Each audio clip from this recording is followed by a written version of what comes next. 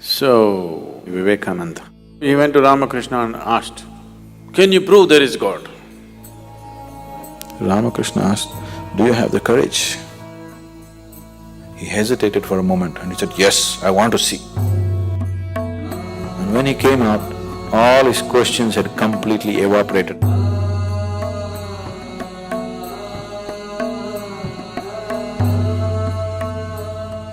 You heard of Swami Vivekananda.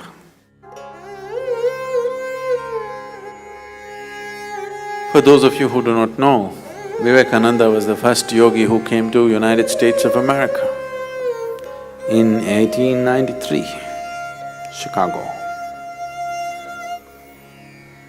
And his guru was Ramakrishna. So,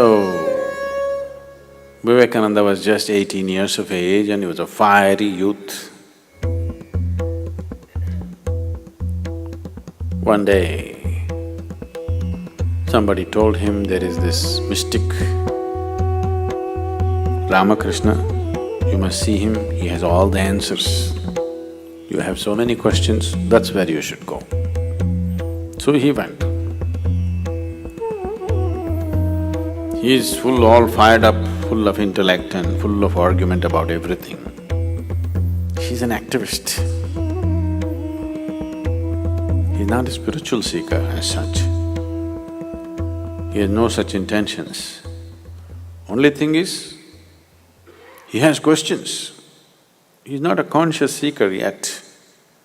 He's more like an activist. He's going every place to demolish all the mumbo-jumbo that's going on around him.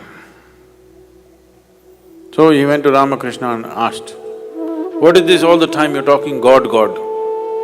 Can you prove there is God?" Ramakrishna said, "Well, I am the proof."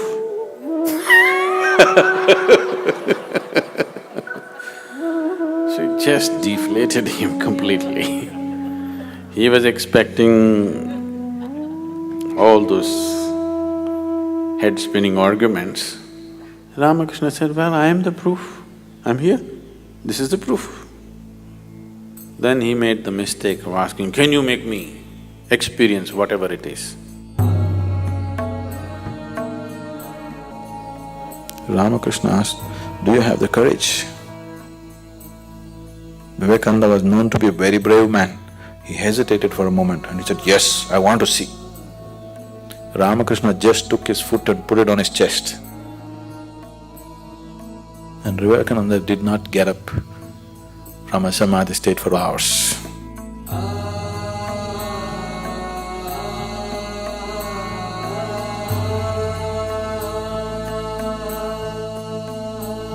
And when he came out, all his questions had completely evaporated. After that, he didn't ask a single question.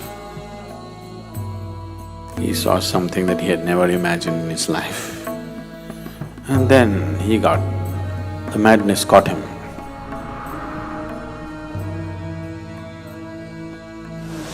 Ramakrishna himself, if he was left to himself, nobody in the world would have ever heard about him because he had no means to communicate with the rest of the world. He had no way of reaching out to people. He was incredible, but not cunning enough to operate with the world.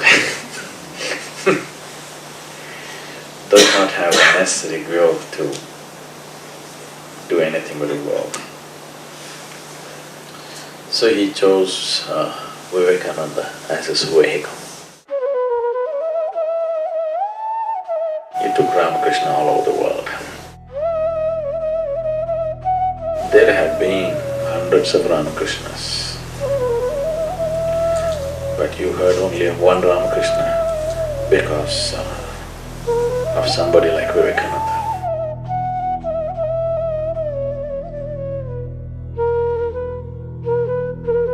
In almost every Indian home, generally this picture is there, Hindu monk picture.